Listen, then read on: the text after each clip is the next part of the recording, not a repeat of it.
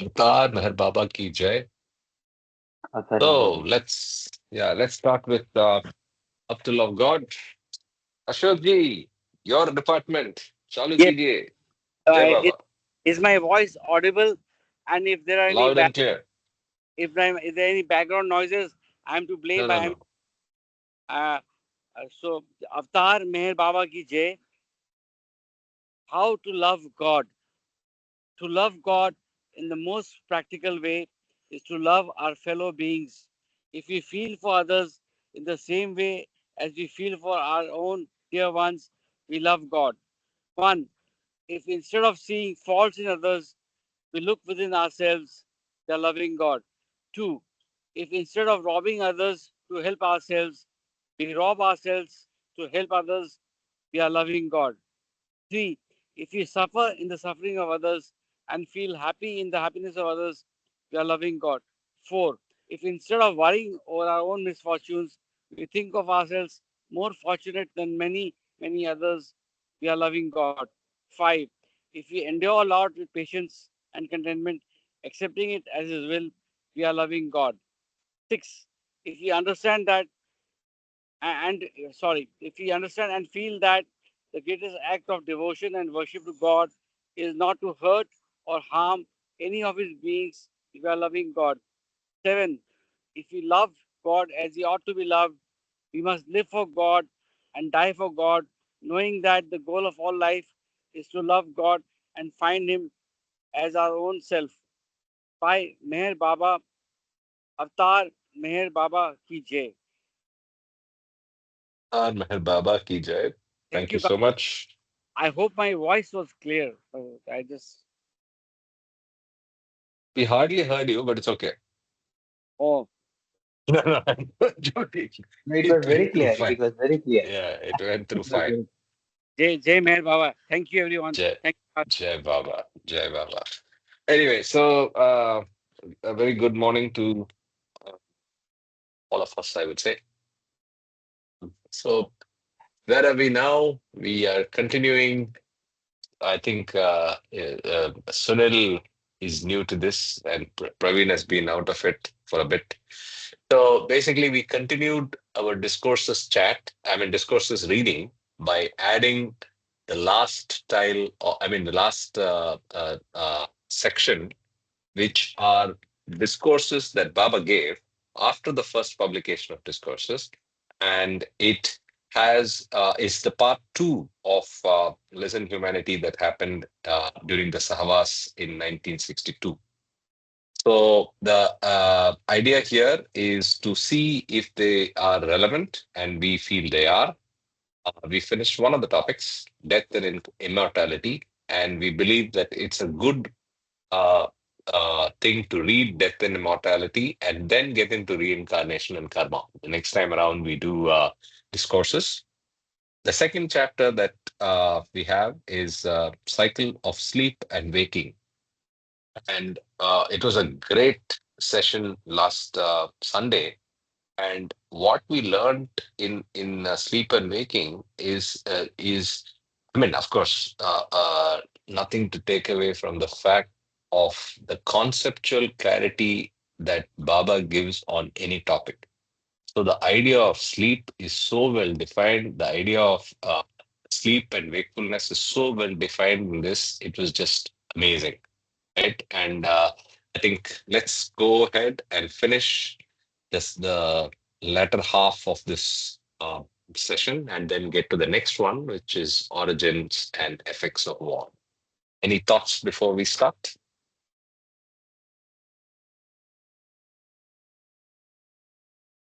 Good. So with that, let's get into the text itself. So those of you following along on the physical book, we are on page 124. Yeah. And I continue from where we stopped. Just have a couple of pages to go. Let me read for a minute. Man clings to the uh, palliative. Yeah, Praveen, you want to read no, first? no, no, no. Actually, I was saying I couldn't read. I can't read today. That's what I was about to say. Thank you. That's Okay, all. okay, okay, no problem. Okay. Avatar Meher Baba ki jai. Man clings to the palliative experiences of the gross world, even though they augment the very worries, sufferings, and defeats from which his consciousness desires to escape. Only in the extremity of despair does consciousness gather sufficient momentum to try to break through the constricting web of ego life and into the life of lasting freedom. Would suggest, I would like to read this again. Man clings to the palliative experiences of the gross world, even though they augment the very worries, sufferings, and defeats from which his consciousness desires to escape. Now, he uses a rarely used word to connect the material world. Palliative is, let's see what the dictionary says. Uh, Relieving symptoms without dealing with the cause of the condition. Soothing, I think the meaning is more soothing, alleviating, sedative, calmative, and so on, right? So unfortunately, Spreading yeah, the doctor is here. Tell me, sir. palliative in cancer, it's spread. When Exactly. cancer is spread is to the body is palliative. But Hmm. looks like the definition seems to be different than what it means, right? It's not No, subtly that's the soothing. medical. So that's the medical definition. So what Baba is saying here is, it's actually correct even in the medical sense, right? So they say palliative care. So the condition is probably terminal or difficult, but the care provider is palliative. Palliative, is that correct? No, the palliation is it's expanding and infusing into the other sides. Okay, expanding. I mean, as in like a No, virus, or no, as I in take it like back. a. I'll take it back. No, I'll take it back. Palliative care Okay, is to help the people for a improve the quality of life. I mean, they're sent to hospice when it's very care. bad. Yeah, exactly. Yeah, it's the a terminal thing, but they just provide the soothing so that they exit comfortably. They pass on Yeah, but comfortably. still, even in that meaning, it's rarely Mhm. used to describe the material condition of the ego life. So it's beautiful that Baba uses it here. So man Mm. clings to the palliative experiences of the gross world, even though they augment, the very worries, sufferings, and defeats from which his consciousness desires to escape. Only in the extremity of despair does consciousness gather sufficient momentum to try to break through the constricting web of ego life and into the life of lasting freedom. Now, so it's the same theme of how we do not realize, because of the existence of our ego, that these experiences that we go through in the ego life are nothing but temporary and not the true nature of. They don't have any true value, and we not only that, till we get to the extremity of despair. So till we get to a point of frustration, do we gather enough momentum to try to break through the web of ego life? So beautiful, Anna. When man realizes at last that his helplessness is the product of his countless cravings, he tries to find peace by renouncing those cravings and accepting life in a spirit of resignation to the divine will. Until that moment of supreme self determination until that moment of supreme self determination occurs, however, he finds himself persistently haunted by an overpowering desire to perpetuate his self created ego life. Although he tries desperately to break through the self centered isolation that this life fosters, it is only when he surrenders to a perfect master that he is initiated sooner or later into the path of redemptive love. Surrender to the will of the master is in itself very difficult, but it becomes more so under the gaze of friendly onlookers. To them, the actions of the spiritual aspirant often seem incomprehensible, as if he were sacrificing his most precious possession, his free will. Haven't we all experienced this? So the biggest surrender to the biggest challenge often is, how do our friends and onlookers look at our relationship with the master? And it's as he rightly says, it often seems incomprehensible. I have people who think I'm crazy, right? As if I am sacrificing my most precious possession, free will. Yeah. I continue. Often it seems to the onlooker that the master aims only to increase his own prestige by directing the actions of those who surround him. This falls far short of understanding the work of the master. Just as it necessary, just as it is necessary for solder to be fluxed in a salt before it can join the two metal parts together, it is necessary for the soul of the seeker to be bathed through self-surrenderance in the light that the master affords. The master gains nothing. It is not his purpose to gain. Certainly, his ego cannot be exalted, for if he is a perfect master, he has already lost it. It's the ego. When a man determines to find peace and fulfillment through the renunciation of the cravings of the ego life, he finds that his new decision is challenged more by the deep-rooted compulsions of his own mind than by any obstructive factors in the external environment. Although he now longs to love the master wholeheartedly as the divine beloved and tries to surrender completely to him, he is far from being master of his own mind. He cannot even surrender the things he regards as his own, despite his sincere decision. Again, something we can all relate to. In fact, we were talking about it before the call with Praveen. Your mind plays so much of games with you. It's unbelievable, right? So academically, you may absorb what Baba is saying. You may want to put it in practice in your day-to-day life, but it's a day-to-day challenge. It's a complicated process, and it's continuous, at least for some births, I think. Right. I don't know how you pronounce this. Like Janus or Janus. Like Janus, the aspirant has two faces, one looking longingly at the truth, the other at ignorance. On the one hand, the aspirant yearns for the saving grace of the master and to be completely lost in the unbounded truth that he senses in the master.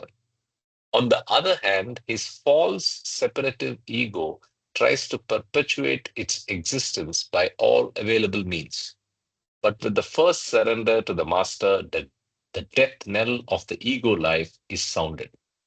And though it continues to struggle for survival, its days of dominance are numbered. So that's the good news. So the death knell of the ego life is sounded by the first surrender to the master. So if our surrender to the master is genuine, the death knell of the ego life has been sounded, but it continues to struggle for survival, though its days of dominance are numbered. Right? Okay, any thoughts or reactions or comments? Yeah, Jai Baba. So this is basically the path towards the real surrender. How do we, the steps go towards our total surrender or real surrender to the master? Absolutely. Jai Baba. Jai Baba. Can I continue? If a person is caught in a quagmire, he instinctively tries every means to get out of it. But the very effort he makes thrusts him deeper into it. The more he struggles, further in he sinks. Help must come to him then from someone who stands on firm ground and who can only be of help when the struggling man has ceased to struggle long enough to look about for aid. What a beautiful analogy. What a beautiful analogy. The, if somebody asks about perfect master, I think this is the analogy. The person who is helping you needs to be on firm ground. If two people are in a quagmire, one cannot help the other, right? And to the person who is on quagmire, the only thing he has, by the way, quagmire is nothing but quicksand. Like, what should you say? How do you describe quagmire? Let's see it.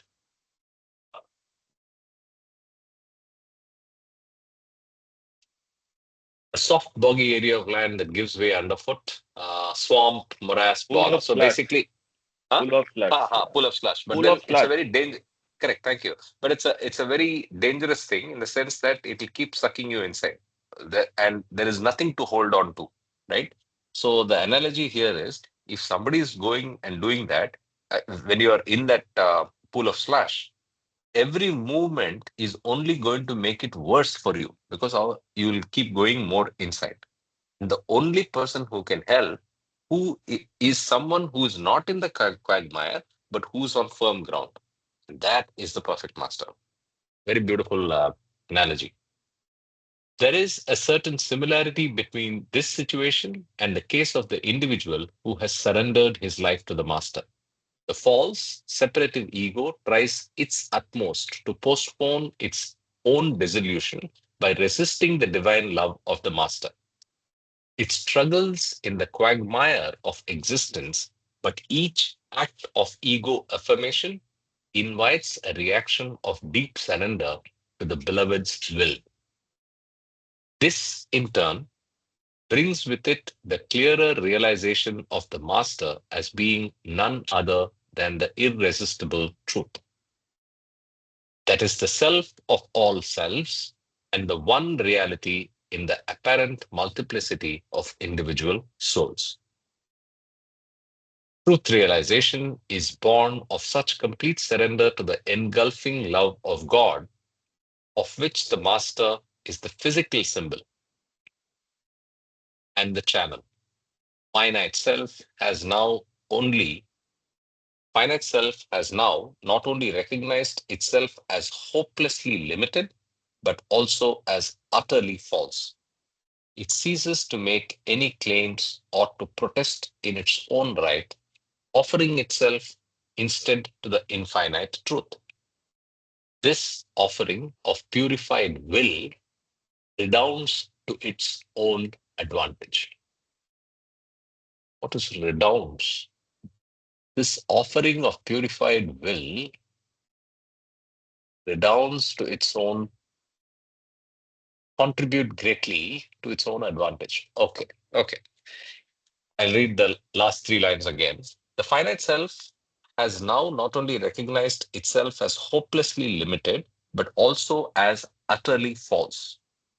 It ceases to make any claims or to protest in its own right, offering itself instead to the infinite truth.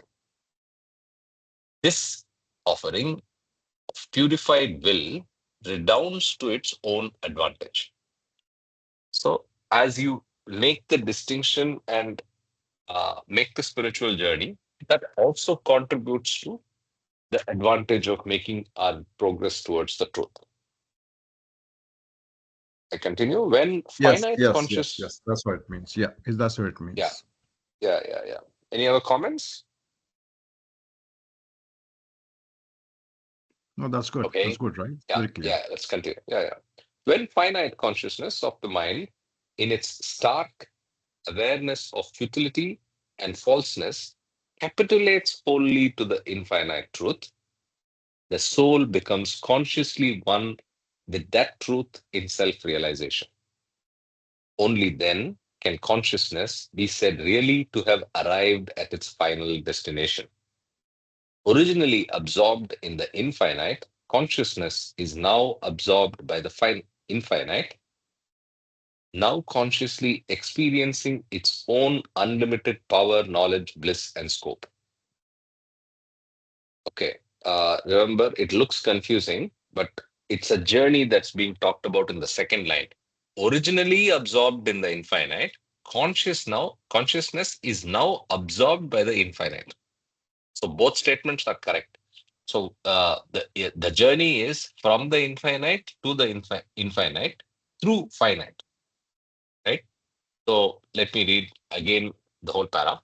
Only then can consciousness be said to have Only then can consciousness be said really to have arrived at its final destination. Originally absorbed in the infinite, consciousness is now absorbed by the infinite, now consciously experiencing its own unlimited power, knowledge, bliss, and scope. In being absorbed by the infinite, consciousness is completely freed of one and all illusions and can be called superconsciousness, in which state its former unlimited helplessness is transmuted into unlimited power. This is The really, aim, Jay Baba, yeah, this is really a lot of content, lot of punch in that. Can I request you to highlight it? this one, sure. The whole paragraph. This is the So, yeah, divine theme. This is the divine theme correct. So, all that that we have Baba read this talks and morning, God speaks. correct. All that we have talked this morning is more on the divine theme and less on the sleep, right? So just Right. so that we are clear, it's on the finite to the infinite and the final stage. I mean, it's more about the role of the perfect master and moving from finite to the infinite. Yes, Mahu. No, it's, yeah. I mean, he makes it a little bit complicated by the writing, but it's infinite that Mhm. has to take the finite form to To become discover. infinite again. Done. Perfect. Perfect. Perfect. Yeah. So it is Otherwise, complicated in the use of yeah, he words, but makes it yes, it's complicated. Yeah. no, I don't say it No, makes it it's complicated. actually Let's say state. No, no, it's it's a from nice game for us. state Yeah. one to state one to the next stage where the experience is available.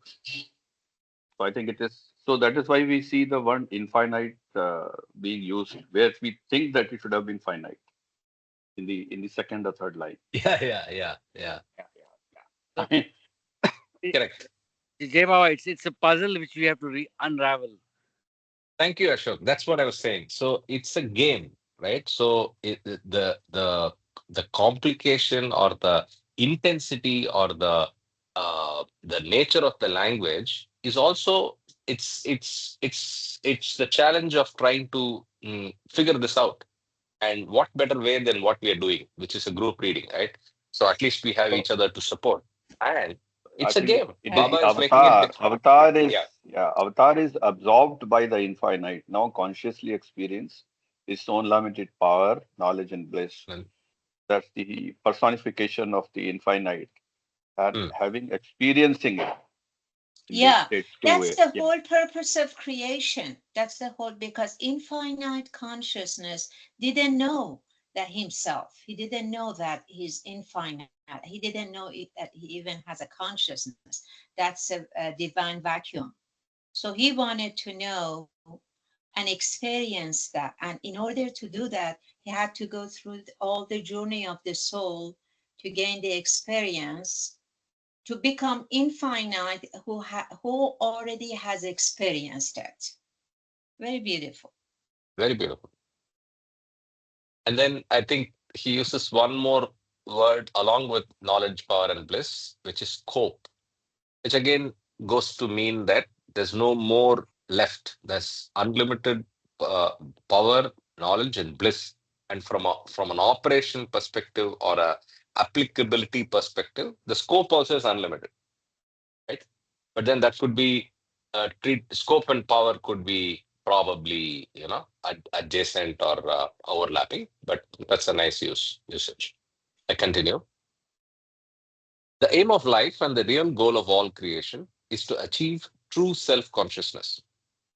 When the mind of man is transformed into superconsciousness of the soul, it inherits the treasure of omnipotence, and there is no recurrence of that sense of helplessness that had haunted his dreaming and waking states.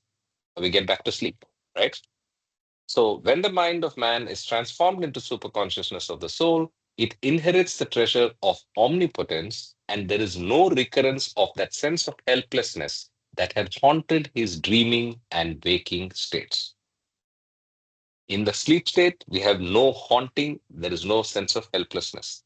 But now, in the with the help of moving to superconsciousness, there is no helplessness that the soul, the consciousness of the soul enjoys. No longer is there need for consciousness to be submerged into the oblivion of sleep in order to achieve unconscious union of the self with the universal biggest self. The conscious union that the individual self has now established with the universal biggest self is an unfading attainment that persists forever. Hmm. Beautiful. In the unlimited abundance of superconsciousness, the freed soul experiences no curtailment or cessation.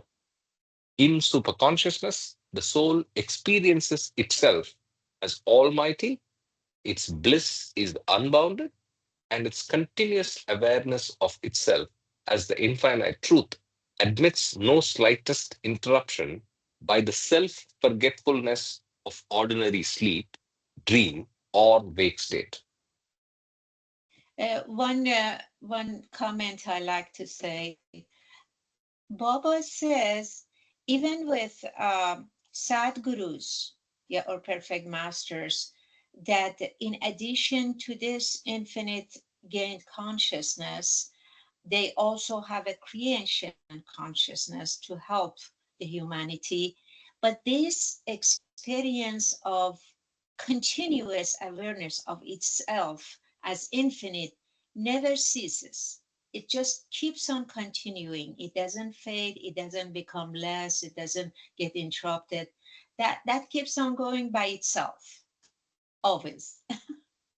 Like that. For the perfect master, yes. Yeah, for So he perfect actually master. comes back because he has duty and is fully aware of the creative conscious, the creative universe, and has a role to perform in the universal scheme of things, and he delivers on that function. Yeah. Ordinary waking consciousness of the mind is not only incapable of realizing the true biggest self, but is deluded to accept the false limited self and the false multiplicity of the phenomenal world as real. It is therefore a form of ignorance. Superconsciousness may be termed supra-waking because this state has transcended all normal limitations and has become truly whole in the sense that it retains no element of illusion. It is the opposite of ordinary sleep, for oblivion of the truth is complete in ordinary sleep, while awareness of the truth is complete in superconsciousness. Beautiful way to distinguish the difference between deep sleep and realization. Let's take from the previous slide, right? It is the opposite of ordinary sleep, for oblivion of the truth is complete in ordinary sleep. So we are not able to get anything about the truth, while awareness of truth is complete in superconsciousness. When waking consciousness invades and consciously illumines the depths of forgetfulness, ignorance, and illusion, it becomes transmuted into supra-waking consciousness. I'll read the last line again. When waking consciousness invades and consciously illumines the depths of forgetfulness, ignorance, and illusion, it becomes transmuted into supra-waking consciousness. Okay. Yeah, so it's basically the total journey being re-explained. He's using a word supra-waking. Let's mark that out. Superconsciousness may be termed as supra-waking because the state has transcended all normal limitations and has become truly whole. truly whole in the sense that it retains no element of illusion. Okay, so something that we take for granted and indulge in every literally 24 hours, sleep. I hope we have a better uh, relation with it now, right? Any thoughts before we get to the next chapter?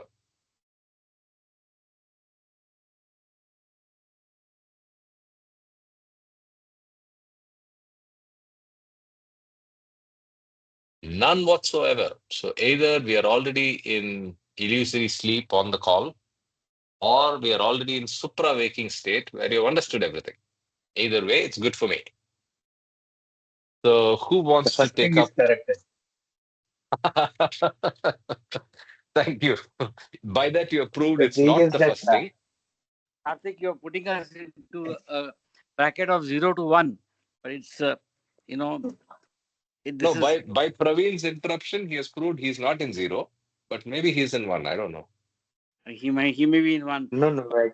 This is a lot of content to be processed and to absorb, and we are not what do you call supra natural human beings.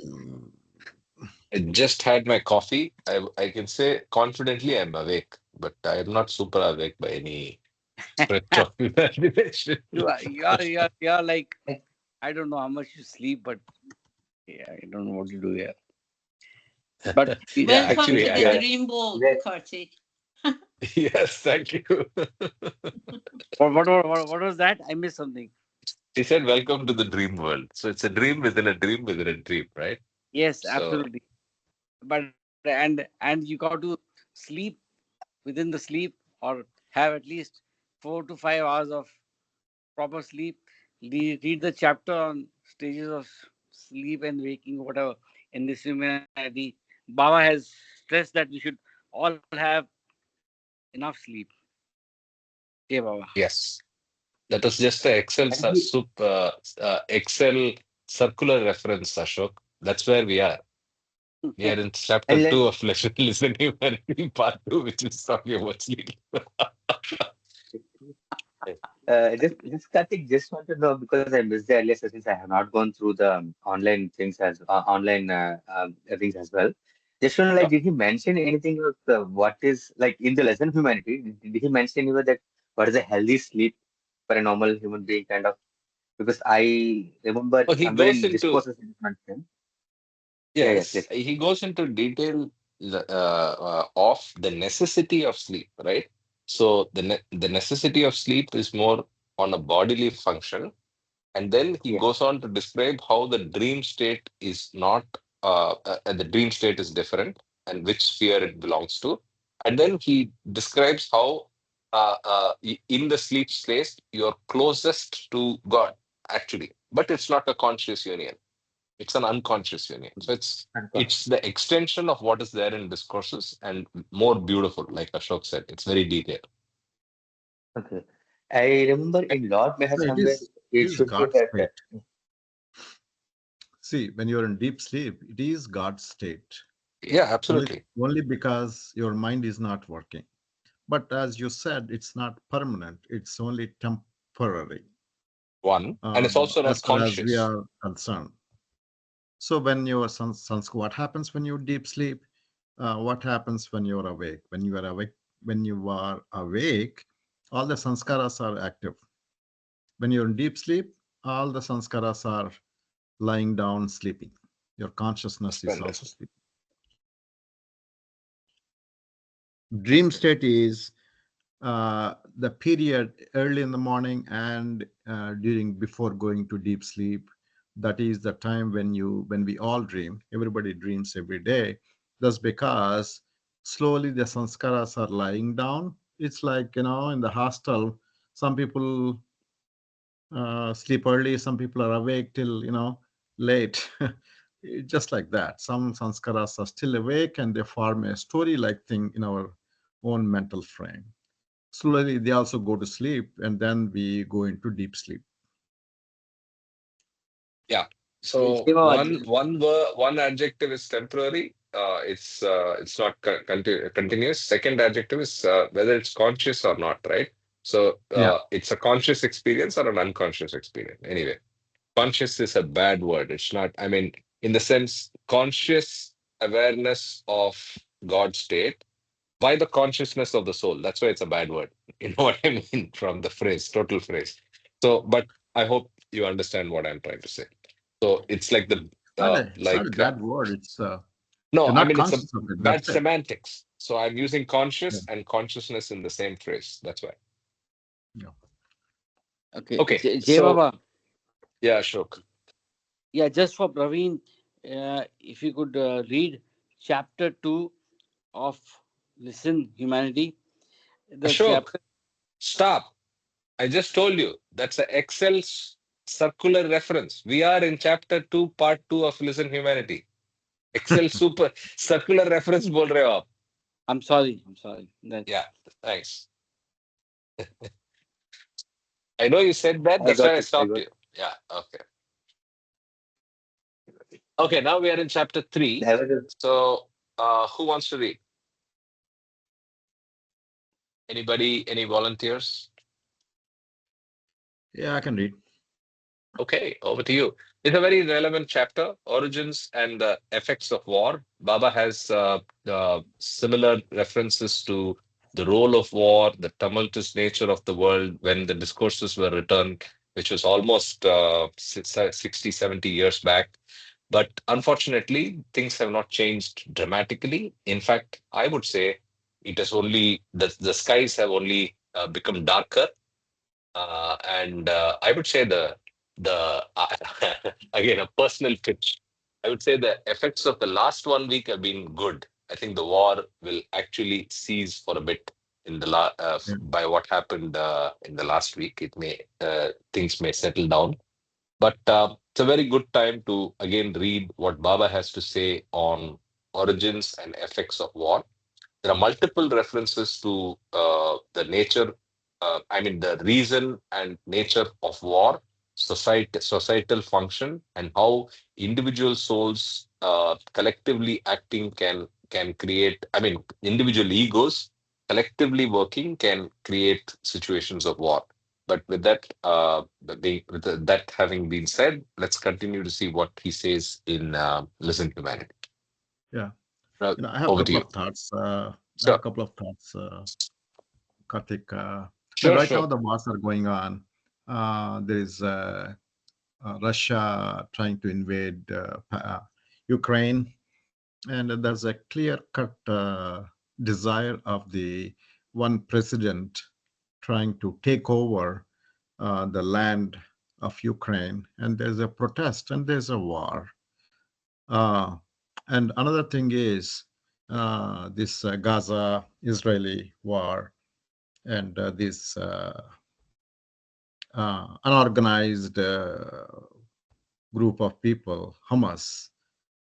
They try to affect the Israeli population by taking them over and as hostages. And these people this group is not a legitimate governmental group, and that we call it terrorist group. And they want basically the land. And then there's a fight, and unfortunately, what happened in this war? A lot of innocent people died. That's what happens. Uh, Now, coming back to the spirituality, outwardly, these are the things we see that newspapers we understand, right? But the whole world is under the control of the perfect masters, all the five perfect masters. We do not know who they are now. They try to control all these wars and all, but sometimes they let it go, and the wars happens. And Baba said, somebody asked journalists in England, are these wars necessary? Are these can we avoid this war? Can you help to avoid this war? And Baba said the war is necessary. So why did Baba say these wars need to happen? I mean, these are all bad, right? That's what we think. But overall, the things that what we don't see in this whole world, the balance has to happen. The perfect balance. The world, when it's in perfect balance, everything is going well. But what we do without our knowledge, we make the things go out of balance. And for anything like that, something has to compensate for that. And that is why the perfect masters let these wars happen. And when they end, we don't know. They know it. And by the time the wars are ended, we hope that balance happens. Jay Baba, with that introduction, I will start reading. If anybody has any opinions, you can say that now. Agree with you. There is a role for the war and everything. Not a grass can move without the Will of the God. it, absolutely. So that's what's playing Yeah. out. Over to you. Sanjay has something to say. Yeah, Sanjay, yeah. Only think that yeah, Jai Baba. We need to Jim. think. So India is not currently affected, or we are not in the war zone. Suppose we are. What should be the take of Baba lovers? If you're a Baba lover or a follower of God, whatever you want to follow, what should be your uh, approach to say the word? You know, that's the question, and I think the action in action thing chapter will Exactly. give us that guidance. Yeah, we So cannot be in that kind of zone, be perfectly inactive. Oh, this is happening because God wants this to happen. Though that is Mm. correct, but All, God all, also wants us to do our duty. We feel mm. is rightfully ours.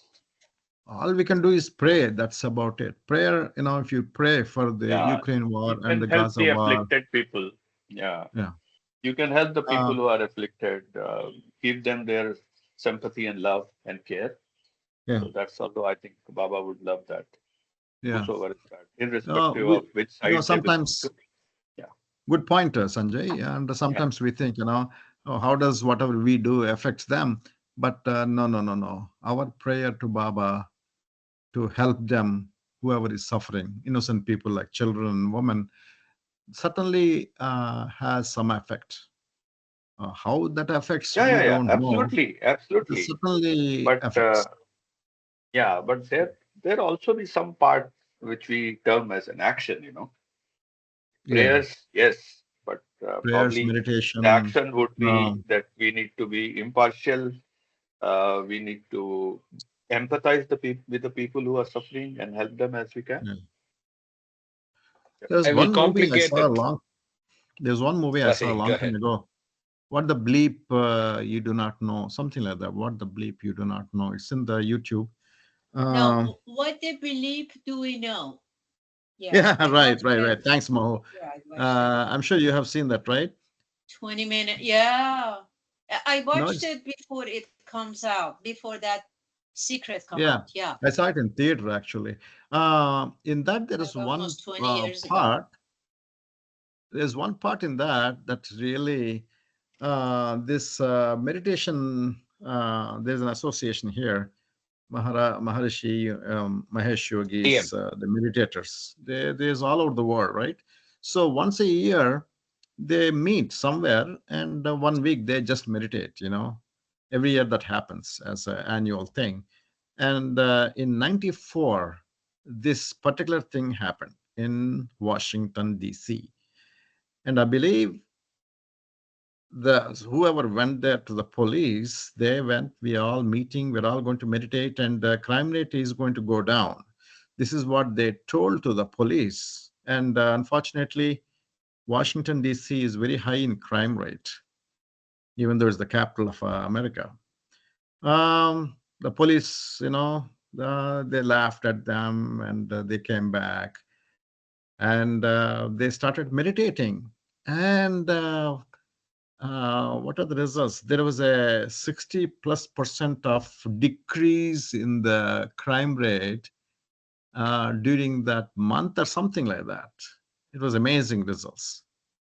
So what is this people's meditating to do with the reducing of the crime rate? That's very interesting to note. Yeah. So There basically is a what I role. want to There say is a is, role for all. Yeah, there is a role yeah, for our meditation and our prayers, no doubt. But I thought I'll complicate Sanjay ji's question by adding one more flavor, right? So I am a Baba lover.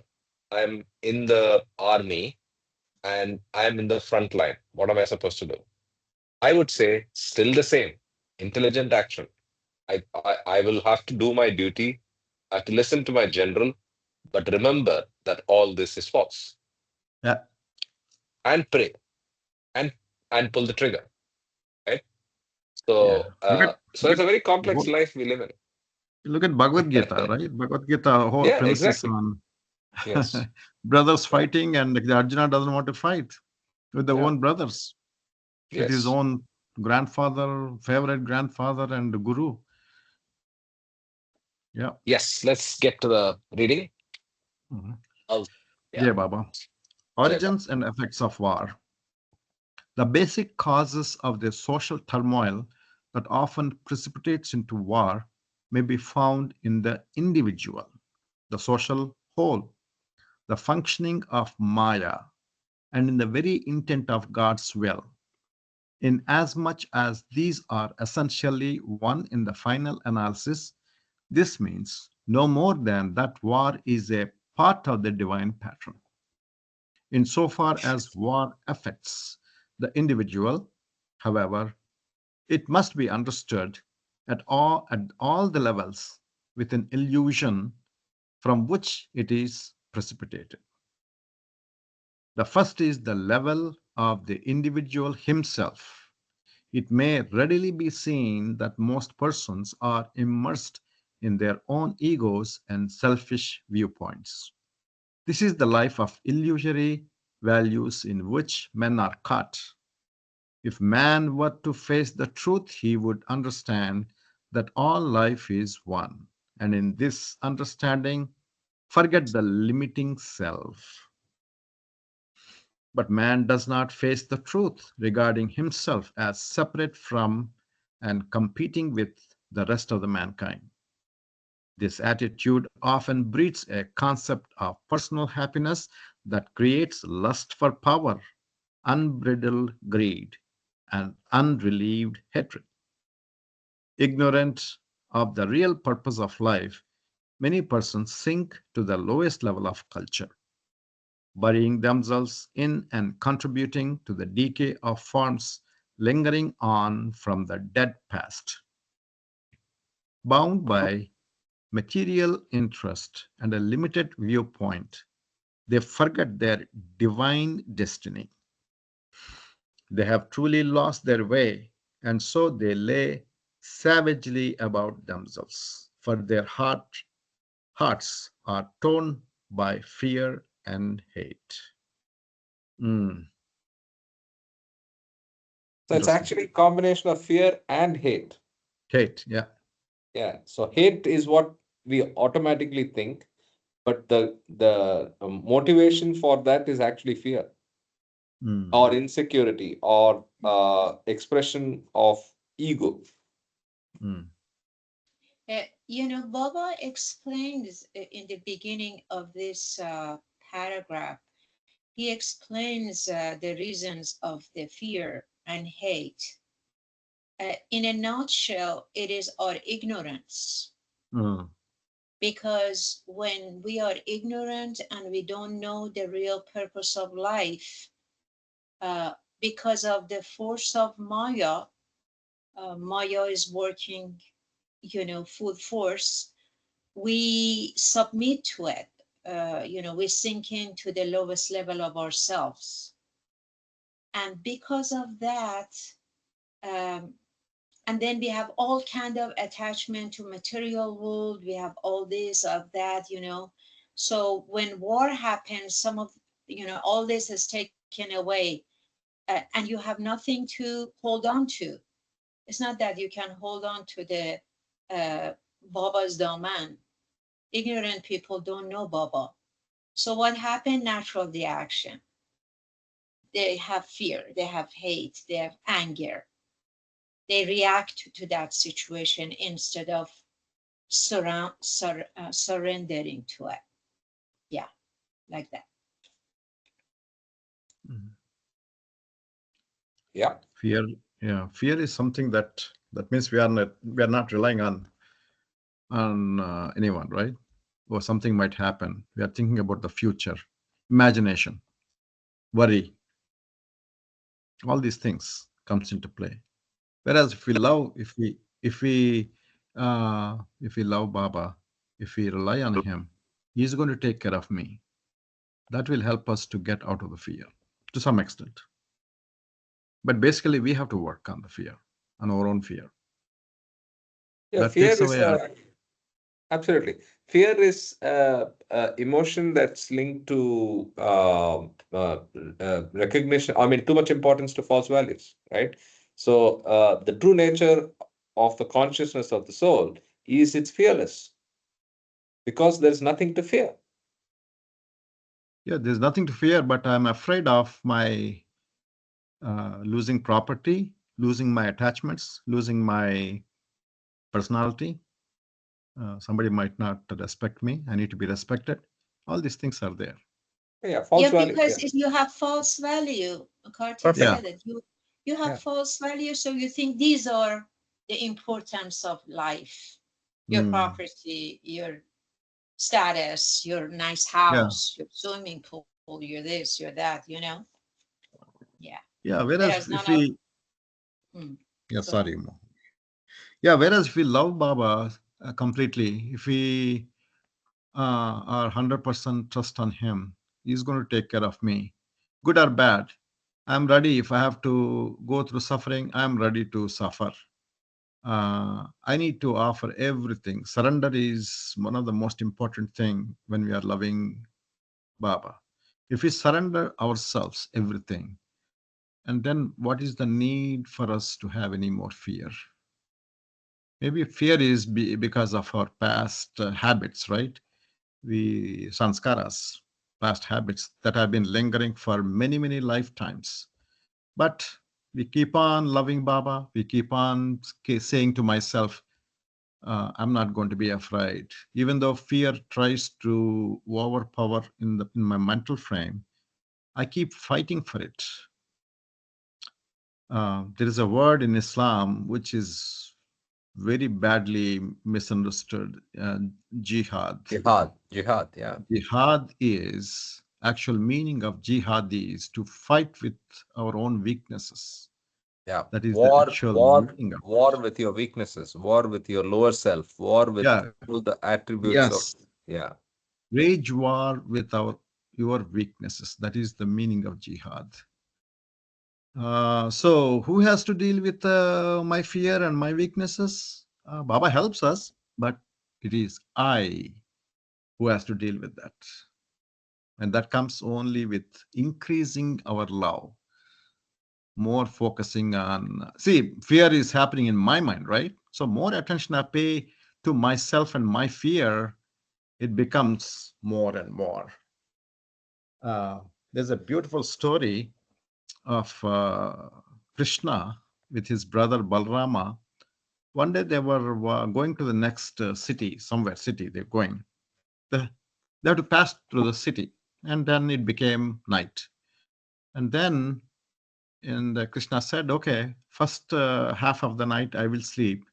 You be awake and protect me from anything else. And I wake up in the middle of the night, and you go to sleep. I will protect." And then Krishna sleeps. And then suddenly this small something like that comes and asks a question. And Balrama wonder who this person is, and he steps back saying, "Who are you?" And then this figure becomes bigger and asks questions again, and Balrama steps back and back and back, and the figure becomes big. Booth, or yeah, booth. And then when it was going to devour him, Balrama shouts, Krishna. And then Krishna wakes up and this booth runs away. And Krishna asks, what happened? Oh, this booth was asking me questions and I was stepping back. And it became so big, it was growing and became so big and it was going to devour me. And Krishna said, oh, don't worry. Now it is time for you to sleep. I will take care of it. And in the morning, Balram wakes up. So what happened? Did you come across this booth? Yeah, it's in my pocket. He takes out and it's a very small thing. And what did you do? Krishna said, he asked the same thing. He asked a question. I stepped forward and that became smaller. And I put on stepping forward, it became smaller and smaller. So I just put it up in my pocket. So, so that is the fear he is talking about, Krishna. So the moment we go on encouraging that fear in our mind, it becomes big and big and big. For some people, the whole time they're only afraid of fear. What happens this? What happens that? What happens this? What happens that? So with the help of Baba, we can beat that fear. Every one of us go through that affair. We can beat it. Jai Baba. Yeah, by the way, Mahu, if you're wondering what is booth, booth is ghost. Ghost. Oh, okay. Yeah. Sorry, Maho. I That's thought you okay. were I well learned versed with. the different Yeah. language. Go ahead, Ravi. Let's continue. Okay. The second level from which wars are bred is that of the social whole.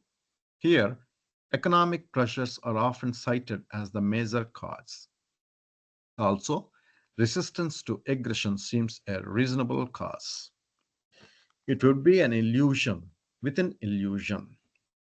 However, to claim that wars arise merely to secure material adjustment, they are more often the products of uncritical identification with narrow interests, which, through association, finally come to be regarded as one's sole rights. To profess that humanity's problem is merely that of the bread is to. 1 second. I just thought this was a very nice phrase. Uncritical identification with narrow interests, which through association finally come to be regarded as one's sole rights. I'll just scroll up in a minute. Maybe just read the last line again. To profess the humanity's problem is merely that of bread is to reduce humanity to the level of animality.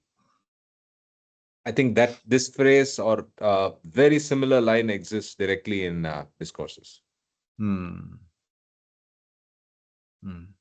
If man chooses to set himself the limited task of securing purely material adjustment, he must understand and be guided by the spiritual ramifications of this simple goal. Economic adjustment cannot be divorced from a spiritual context. Economic adjustments can be achieved only as people realize there can be no planned cooperative action in economic matters without the replacing of the self-interest with self-giving love.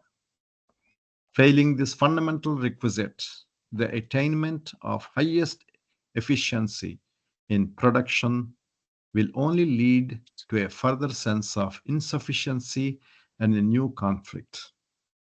A profound spirit of self-giving love must underlie all effort to solve and remove the economic pressures leading towards war.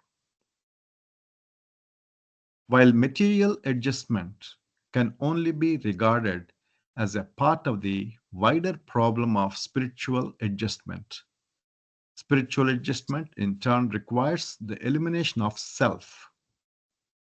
It must be removed from all these phrases which affect the intellectual, emotional, and cultural life of man. It may be readily seen then that a solution to the individual and social factors underlying war rests upon the spiritual enlightenment of the individual. This need not mean that wars are inevitable as long as the ego self of the individual continues to ride rampant in the cultural and economic areas of life.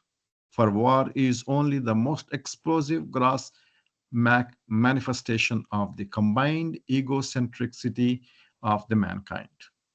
But conflict of one sort or another is inevitable until the ego self is finally tamed and eliminated. Ravi, can I request you to read the last two lines again?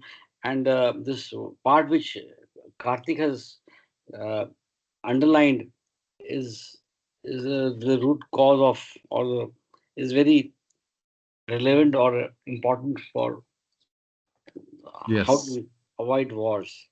yeah, sure.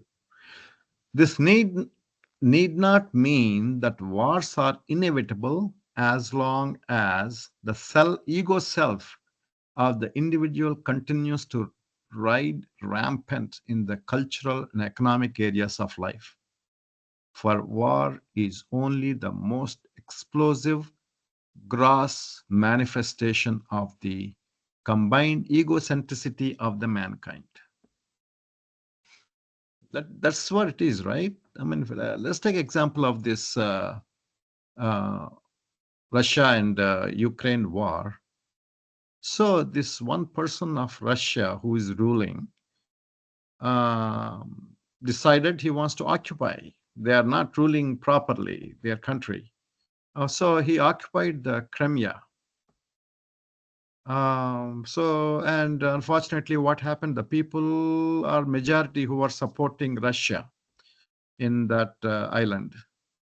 So Ukraine was afraid to start the fight against Russia, so they let it go.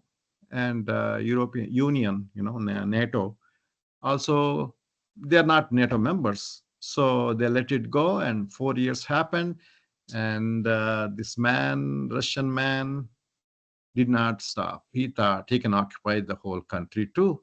That's where he reached the war, and now he's in trouble. And the number of Russian soldiers died are enormous, both sides. Enormous number of people died. Now he's seeking help, and this North Korea was helping him to provide. So all these things, if you look at it, it's just egocentric ideas, right? Egocentric ideas of mankind. That is the reason for all these things. If he has the idea, let them live. Let's live peacefully. If he has chosen that idea, things would be a lot different. The devastations will be avoided. That's what I understand from these two sentences. Jay Baba, Yeah, Ravi. so it has happened in history over and over again. But Hmm. again, it's always very simplistic to take a unidimensional view, right? So for every for the Mahabharata was inevitable. The war was inevitable, and Krishna says that it's inevitable because it had to happen, and Yeah, it's a yeah, flushing operation as well, right? yeah, yeah, So yeah, in yeah. that same sense, that's what's playing out. But in Yeah, in that there is both a affected, I mean the victim and the perpetrator, right? And yeah, both using their false egos are convinced of being or of doing the right thing, right? yeah. But both are wrong. The beauty is both are wrong. Hmm. So the victim has a false identification, the perpetrator has a false identification, and the fact of war is inevitable. So it's, I mean, as Le- people in the spiritual realm, that's how we should see it, and we should not really be carried away by either position of the victim or the perpetrator, but just as we all said earlier, pray and pray for the best outcome with least For pain both. Yeah, and yeah, for compassion. both. Yeah, and compassion from the avatar for seeing us through this. That's it. Hmm. Yeah. Yeah, let's continue. As man faces the truth and begins to appreciate that all humanity, nay, all creation is one, the problem of wars will commence to disappear. Wars must be so closely seen by all to be both unnecessary and unreasonable that the immediate problem will not be to stop wars, but to wage them spiritually against the attitude of mind which generated them. See? But they don't know that. They don't have that knowledge. That's the problem. Is the ignorance, there's the problem. It's the rope and the snake, right? So they are convinced it's the snake. Mhm. The rest is just a Rope rope. and the snake, yeah. Yeah. Yeah. In the light of the truth of the unity of all, a cooperative and harmonious life becomes inevitable. Thus, the chief task for those who set out to rebuild humanity after a great war is to do their utmost to dispel the spiritual ignorance that envelops humanity. Beautiful. The disease of selfishness in mankind will need a cure that is not only universal in application but drastic in nature. The selfish is so deep rooted. Selfishness. You can read again. Selfishness, yeah. The selfishness is so deep rooted that it can be eradicated only by being attacked from all sides. Real peace and happiness will dawn spontaneously when selfishness is purged. The peace and happiness that come from self-giving love are permanent. Even the worst sinner can become a great saint if he has the courage and sincerity to invite a drastic and complete change of heart.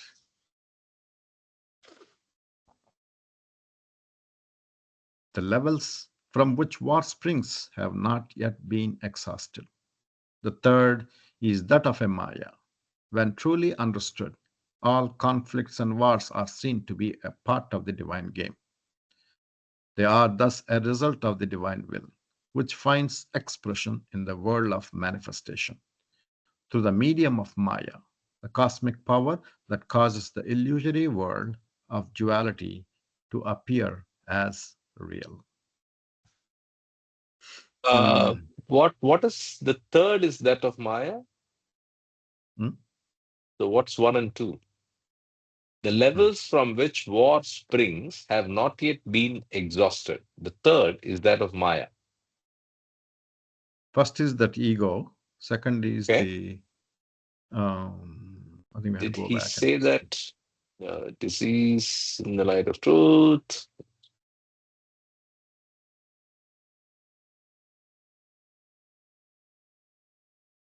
And it's not very obvious. Mm. Anyway, let's continue. Purpose of serve by, Uh, yeah. selfishness, egos, selfishness, and the third is Maya. Right? We talked about ego. Probably, but yeah, he talked about Second, we ego talked and then about selfishness. selfishness. But did he Yeah. number them? That's the No, he question. did not. He did not. But maybe that's what it is. Yeah. Probably it is, yeah. Yeah. Purpose served by, yeah. It's open-ended. Open-ended. Yeah. The purpose Yes. served by Maya is twofold. One, it can be instrumental in trapping the mind in the duality of illusion. And two, it can also be instrumental in freeing the mind from the grip of spiritual ignorance and bondage. See, what are we doing by following the spiritual values? We are fighting with Maya. That's all there is to it. Fight with Maya. Maya tries to, your mind is Maya, ignorance is Maya. The Maya tries to keep you back in this world of illusion. Whereas we are using the tools to develop these techniques of how to beat this Maya and get out of this world. Maya is not bad, but Maya helps also. Maya is like a god, shadow of God. Shadow of God. Yeah. Mm. Maya should not be ignored. It must be handled with detachment and understanding. By the way, Mehra represented Maya, Yes. creation. Yeah. Wars are the work of Maya and are either spiritually disastrous or beneficial, depending on whether they are based on attachment or to or detachment from the hold of Maya. The final level from which the causes of war spring is no level at all, for it is a part of the divine plan of God to give to a hungry and weary world a fresh dispensation of the eternal and only truth. During war, great forces of destruction are afoot, which at times might seem to be dominant. But constructive forces for the redemption of humanity are also released through various channels. Though the working of these latter forces is largely silent, eventually they are bound to bring about the transformations that will render safe and steady the further spiritual progress of the humanity. This is what the perfect masters do. Release of these forces. Initially, these dominant forces of killing and all these things probably were dominating, but the forces, cohesive forces that are released by the perfect masters take slowly domination and suppress these artificial destructive forces. Very interesting. I don't like to talk politics and current affairs on our spiritual journey, but I want to put it out there without naming names.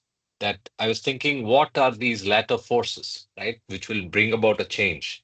Mm, Uh, I would believe in the current world that we belong to, and hope 2, 3 years later, when we listen to this video again, that's proven right.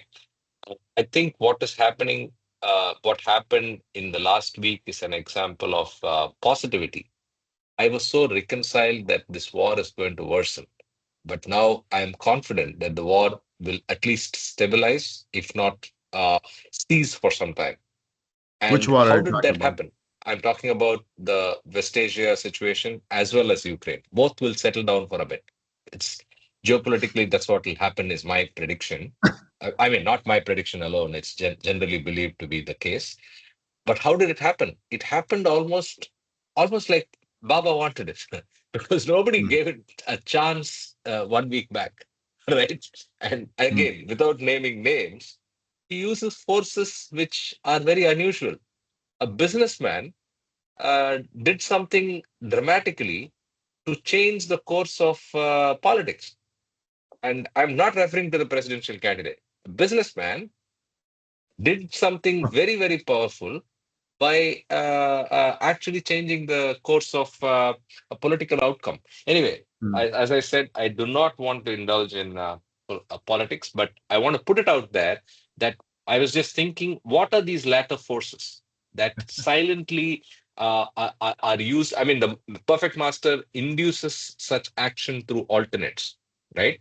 So it is probably befitting that the war shouldn't worsen, right? And we should not slip into a more spread out war, which is what was imminent maybe a month back. So anyway, hopefully And in things improve. addition, Kartik, I think what, can you roll it up a bit?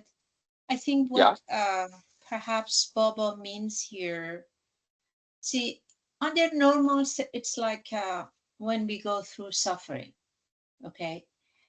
Under normal circumstances, the ignorant people are not, their mind or and heart is not open enough to accept the true value, to accept what is important, to accept God in its true nature, not in a form of religion. Okay. So things like war happens just to shake them a bit, just to take their attachment away or make them detached from. just the way it said it up there, that last paragraph. Uh, so it shake them up and make them hungry to learn more, to learn more beyond all this superficiality, all this attachment that they've had for years and years. So when the war happened, and I think the mankind goes through that level of hopelessness and helplessness, they're then the perfect masters release those light of truth Yeah. into their consciousness. Mm. And at that time, they are much more open to accepting this. Mm. Yeah, so that's what Baba said. Good. People Baba said to some people who said, Baba, don't you say you're all grace? Why suffering? Why war? Baba said, because under normal circumstances, people are not willing to learn and come out of Maya. So this has to happen. You see, so Yeah, in that's example that you gave, I'm pretty sure people in Ukraine, I don't know enough about Ukraine. I know people about Middle East. There's a war in Middle East, big time, okay? And I'm sure people in there, and some I'm witness to, is they know that religion is not their solution. They have to go beyond it, right? Yes. And they're learning and they're coming out of it. Otherwise, it's not happening. In my country, it's been happening all this ignorance for 45 years up to now. And people are suffering and suffering. But finally, the war has to happen, no doubt. It's like that. Anyway. yeah. Yeah. You know, we think the individual personalities are making decisions and they are winning. No, it's No. all decided by the higher power, who has to be on the chair and who has to win. I remember a small Absolutely. story Bao culture used to tell us. There was a Pakistan war, India-Pakistan war for Kashmir, long, long time ago in 60s, right? Or maybe early 70s. So Lal Bahadur Shastri was the prime minister. And then Russia convened a meeting between Pakistan and India at Tashkent. And then Bao culture was doing night watchman, and Baba was there. 60s, yeah. Baba was not there in 70s, 60s. And Bao culture was saying, Baba, this is bad. You should give, I know you are the one who decides, who has to get who. That land should not go to Pakistan. That has to come to India. The whole Kashmir needs to be in India. And Baba laughed and he said, you don't understand. That's all. That's it. That's it. So what we think of all these things of the land, religion, and all of that never. Yeah. Yeah. Anyway, Yeah. let's continue. Yeah. By the way, Raman. I'm in the thick of it. Like Mahu said, she's probably relates to the West Asian conflict situation. I've been very closely watching that because I'm obviously in the region. But more importantly, I have a business partner who has a very deep Ukrainian connection. And so I Oh. believe that Baba has put me in the thick of it to understand this up close and Mm. realize how it's all falls finally. So it's very interesting. So on the one side, because of the region, being in the region, I know exactly how things are and how bad it is. And my very close associate has a very deep Ukrainian connection as well. Yeah, so very interesting. Please continue. Yeah. The final The level final level. from which Yeah.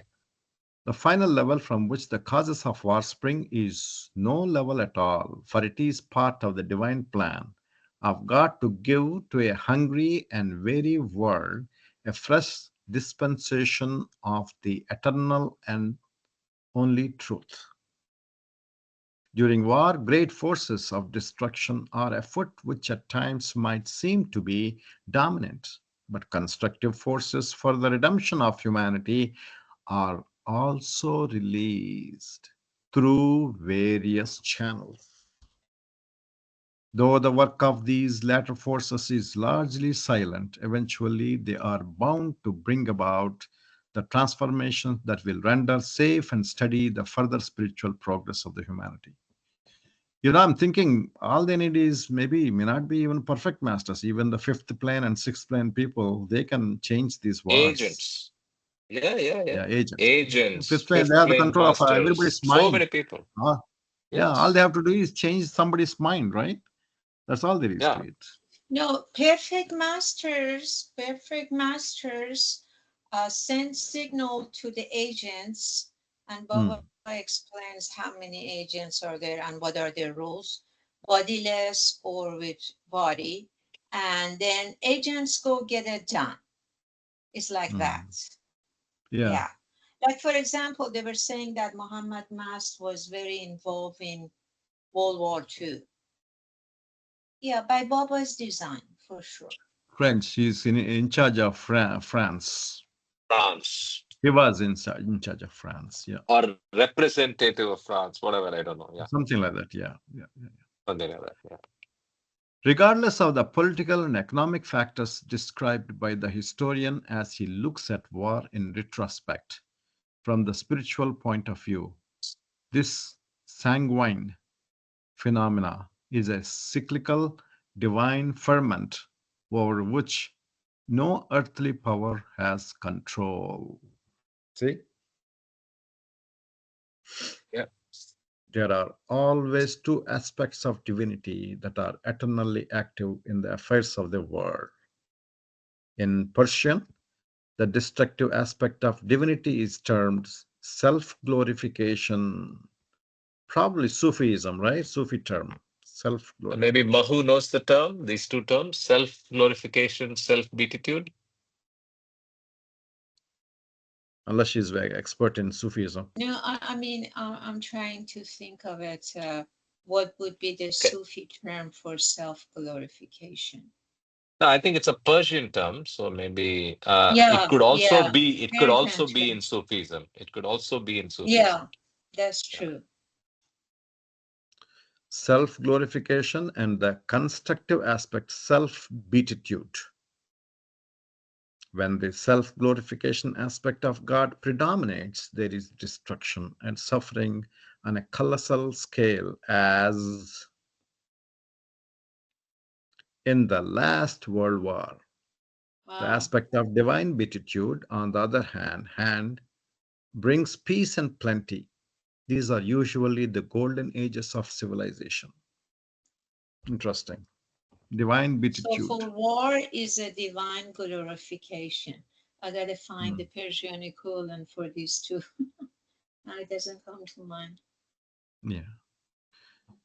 During the phase of self glorification, divinity repels itself, so to speak, through its own creation, while in the phase of self beatitude, divinity attracts or loves itself through its own creation.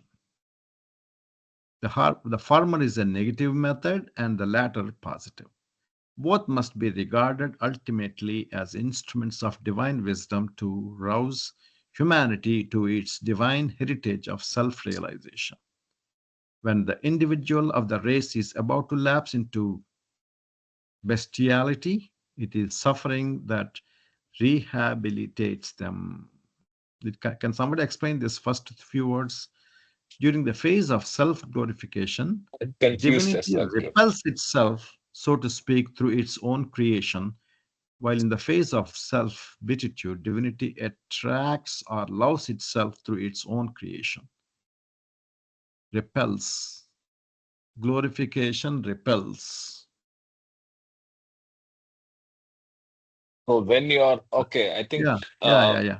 yeah. So maybe when you're in the space of self-glorification, uh, divinity is actually okay. I don't know.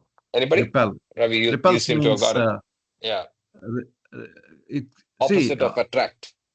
Yeah, what happens, the things have to happen, right? And that causes more suffering. When the suffering increases, that is where the actual things happen, divine laws happen. And then when that is over, then self-beatitude, things happen to settle down and come to a normal state. That's what I'm thinking.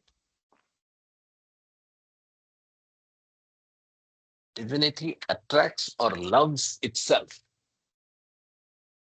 So In how can, beatitude. yeah, so how can opposite of attraction lead to glorification? I'm not able to understand. Maybe we No, no, should, no, no. yeah, Self-glorification is the repels itself. ultimate. Divinity repel. See, ultimate, even though in a medical analogy, the surgeon, cuts the body, and the ultimate goal is to cure the patient's cancer, right?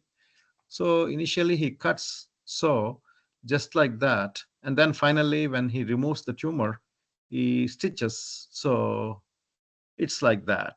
The self glorification, dominance of the God to create this situation where the war happens is that creates that situation for curing the situation, right? Understand what I'm saying?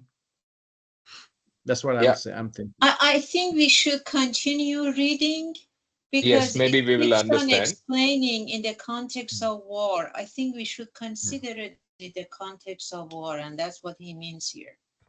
Yeah, And Yeah. by the I way, See, the just read term, some of go it. back to. the Persian terms are Shama e Jalal and Shama e Jamal. But I don't know how that's glorification and beatitude. I'm reading, by the way, from page 2442 of Lord Mayor. So it's not a irrelevant reference. It's a Baba reference. But again, I agree with Mahu. Let's continue reading. It's explained further. Mm. No, previous paragraph. Oh, I read this. Okay. Both the self glorification and self beatitude phrases of God are accepted in cyclic waves and affect individuals and the race with similar intensity. As the destructive phase now begins to weaken, the constructive cycle of divine beatitude will gradually make itself felt. Just as the recent world war catastrophe overwhelmed the innocent as well as guilty, so in the approaching self beatitude phase, the undeserving as well as the deserving will have equal chance of receiving divine grace provided they are awake to the situation. So full and unique a cyclic dispensation it will be. All So right. very broadly, we understand Jalali Jamali. So Yeah. in the Jalali, Jalal is now beatitude. So Okay. post-war, it is the beatitude phase, self-beatitude phase. That's Jalal. Yeah. Shama-e-Jalal, the undeserving as well as the deserving will have equal chance of receiving divine grace. Yeah. So I think once you relate it to at least the Persian terms, the understanding is a little better, I feel. Yeah. See what happens when grave things happen, people want answer, and then they end up in relying on spirituality. Until then, they ignore the spirituality. Or even God. Forget And spirituality. God, yeah, yeah, yeah, yeah. Yeah. See, I had a very interesting experience in 2001. I used to do Bhagavad Gita in our local temple. About 4 or 5 people used to come every Sunday, 10 o'clock to 11 o'clock, or maybe 10:30 to 11:30, or something like that. And then we used to read slokas and discuss the meaning of it. And then this September 11th thing happened, and the whole country, every person got affected by that, including our own Indian community, even some Americans too. They moved so much that they were all trying to find answer. Why did it happen? Why did it happen? So let me focus on our little Bhagavad Gita session. And as I said, we were just like 5 or 6 people used to come and attend, and we used to discuss. Suddenly that week, that Sunday, Yeah, a lot more. increased to 30, 35 people attended. Became a big thing. And everybody had questions. The whole atmosphere in that room was unbelievable. Nobody wants to listen anything. Everybody had a question. And especially our Indian community, they only want to shoot the questions. Nobody they did not want to hear any answers. Oh my God, that happened like 2 or 3 weeks. It happened almost, yeah, more than that actually, but 4 or 5 weeks. Yeah, yeah. It So I happened. think if you remember our conversations during COVID, I said Uh-huh. Yeah. it was how COVID led a lot of people into God, right? Right. People who Right. Right. just Yeah. were so deep in materialism. Right. COVID was a wake-up call. Yeah. They saw death Exactly. around themselves. They saw the suddenness of mortality and the unpredictability of life itself, and it woke Yeah. many people to uh, you know God and spirituality. Anyway, we are out of time, and I marked the point where we are. But if I may request, all of us can do some research on this Shama A. Jalal and Shama A. Jamal, and please feel free to share anything we find. I will, of course, share the link. In fact, I'll put it here right now. The Lord Meher reference. Hey, what page is I'll this? Are we share in? on Telegram. What page are we in? Yeah, I found it also in Lord Mayor. I know the Jamal incursion, Mhm. Jamal and Jalal, but Shama, Yeah. I don't know. So I'm going to also, look at the Farsi dictionary to find another word for Shama. Yeah. Yeah, Uh, sure. Jay so Baba, Karthik, Jai can I Baba. just take half a minute? Please. So, what comes to my mind is creation, preservation, and destruction, or Brahma, Vishnu, Mahesh, the forces of creation, the forces of preservation, and the forces of destruction. So, this is all happening, of course, by divine intervention, and there are universal forces at it. So, whatever happens has to happen with some divine will. And of course, it is painful when there's destruction, but I think it's a process which the universe, you know, endows upon us. Jai Baba. Yeah, very much. But I think I'm intrigued by the phrases, right? What is this repulsion? What is this attraction? What is these two aspects of divinity? This is the page I was on. I got it from the mobile, so I moved it to the laptop. So this is the two aspects, and as I said, it is from page 242, 2442 from Lord Mayor. So anyway, I look forward to discussing, exploring Is this that topic a internet little page or more. book page? Karthik, is that It's the the internet internet page? page. No, it must be Inter- the internet page. Internet page. Just search 2442. Or you can just search Shama E. Yeah, Jalal, I just actually have introduce it. hyphens. Yeah, you can go to Lord Yeah. Meher. I did lordmeher.org. And then in the Yeah, I know. search, I did Yeah. self-purification. It's in the top of page 2443. That it Yeah. Okay. specifically talks about, Shammai, Jamal, and Jalal. What number? Yeah. What Yeah. number is that? Did you say? 2443. You 2443. can also start from 2442, like it's Yeah. said here. Let me go to Yeah. 2442. Yeah, good idea to learn more. All right. Uh-huh. I Yeah. need to stop now as I have a hard stop. I have to get ready and leave. Lovely discussion, and look forward to continuing this. Avatar Meher Baba ki jai. Jai. Ki Jai. Thank Jai you, Baba. Karthik. Avatar Thank you Meher very Baba much. ki jai. Baba Ki Jai. Have a good Jai. week ahead. Atar Meher Baba All Ki of Jai. you. Yeah. Thank you. Thank you. Jai Baba. Jai Baba.